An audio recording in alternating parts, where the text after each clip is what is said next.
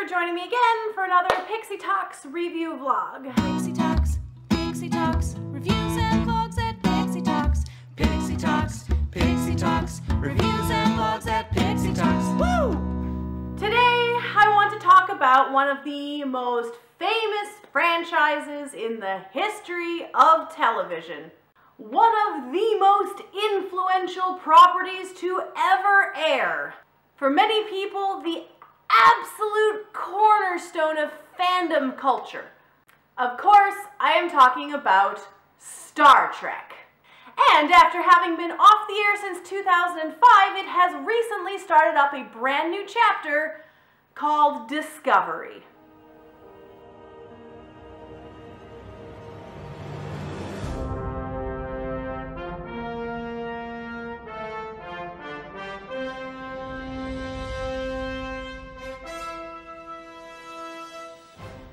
So we've now hit the mid-season break with Discovery, so I figured it was as good a time as ever to give my initial first impressions. I grew up watching Star Trek the original series, but it was never really something that was ever actually running. The last series that was actually airing weekly was Enterprise, and that was over a decade ago. So I was very excited to actually be able to have the experience of following a modern Trek series. Now, I will start by saying that so far, there are things that I both really like and really dislike about Discovery. But since it is just only halfway through its first season, we know that it will probably continue to change and grow from here. These are my first impressions though, so let's take a look at how they've cemented its beginnings. The series follows Michael Burnham, a Starfleet commander during the uprising of a massive-scale war with the Klingons. Now please note that this does take place in the Prime timeline, not the J.J. Abrams reboot timeline, which is a point of some confusion.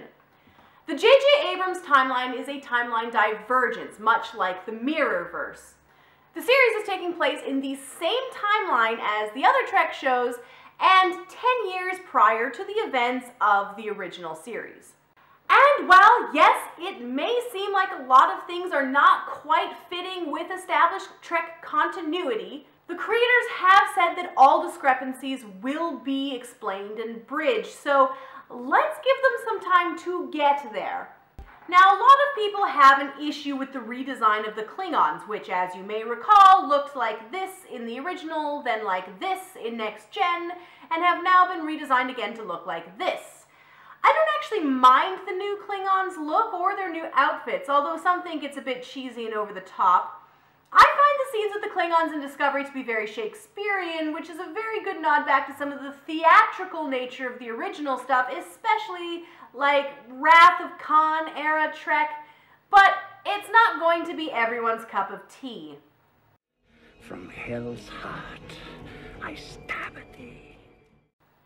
I am going to say that the high-stakes nature of the overarching storyline here feels a lot more cinematic than other Trek shows have.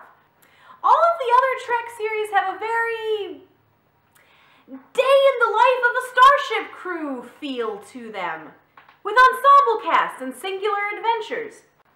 This feels much more like an action-packed movie, especially its two-parter pilot. While it is understandable why they chose to go in this direction, because this is what is much more in vogue right now for television, I personally would have preferred a Star Trek that felt more like Star Trek, which is what a lot of people are saying. But that is a stylistic preference and not necessarily a statement on quality. And it may yet settle into something more of that nature, as it kind of seems to be doing by the middle of the season. The cast, as currently established, is wonderful, and I am deeply in love with all of the characters. I think Grumpy Scientist Stamets may be my favorite so far. The story is really unique from other Trek series in that its main character, Michael Burnham, is not the captain of the ship. Instead, she's a court-martialed convict who has to redeem herself for her prior actions. It's an outsider perspective on Starfleet, which is kind of fascinating since before now, we've only ever seen Starfleet through the eyes of the authority structures within it. Michael's character is fascinating. While she was raised by Vulcans, she is deeply human and deeply emotional and impulsive. The trouble she gets herself in is all through a failure to obey chain of command, all a result of acting rashly within a crisis situation. And it will be interesting to see if she grows as a character past that, or if her impulsive nature will continue to be at the forefront of her character. Speaking of her upbringing on Vulcan, she was raised by none other than Sarek, who you may recall is Spock's dad. She even mentions Spock's mother reading books to both of them when they were children, so yeah, Michael is literally Spock's adopted sister. Which is kind of hilarious when you think about how Spock is estranged from his family when you meet them in the original series, and his older brother was banished from Vulcan culture and went off to start an emotion cult, and Michael is court-martialed for mutiny. It just doesn't look like Sarek has particularly good track record with his kids. Am I so out of touch? No, it's the children who are wrong. Now, they are tackling some pretty darn heavy subject matter as of the latest few episodes, so it should be noted that viewer discretion should be advised. It's fascinating that they have gone in this direction, breaking the Star Trek mold in so many very ways, but they are really taking a big leap in tackling subjects like sexual assault, torture, and post-traumatic stress disorder. So here's hoping they will be able to continue to broach those topics well. I'm interested to see where the story goes from where it's currently at. I have some sneaking suspicions about where the plot may be headed, who I think the story's villains are going to be, but I don't want to spoil anything by speculating too much here. Suffice to say that I am interested to see how this storyline bridges into the original series era, and I can't wait to see more. Now, unfortunately, the biggest gripe that people have with this series by far is their distribution decisions. Discovery is only available in the US through CBS's streaming service, which is such a slap in the face to viewers that many are not even going to bother. It's a little bit more accessible in Canada since it does air on TV, on Space, as well as the streaming service Crave.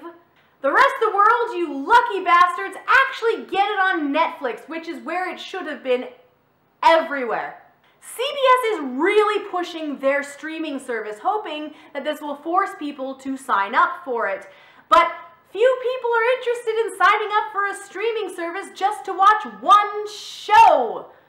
It's not being offered for sale on iTunes or for rent on YouTube either, so your legal watching options for this show are so small as to virtually be non-existent. Hopefully in the future they will rethink their distribution methods of this show, because I think that it is completely unfairly crippling it.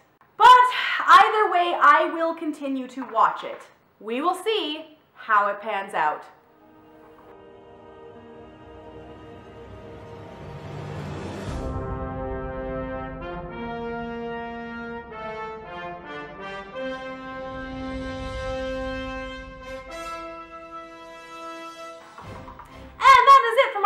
Impressions of Star Trek Discovery. I hope you enjoyed the video. Please do be sure to subscribe for more. You can also add me on Facebook, and I will see you guys next time.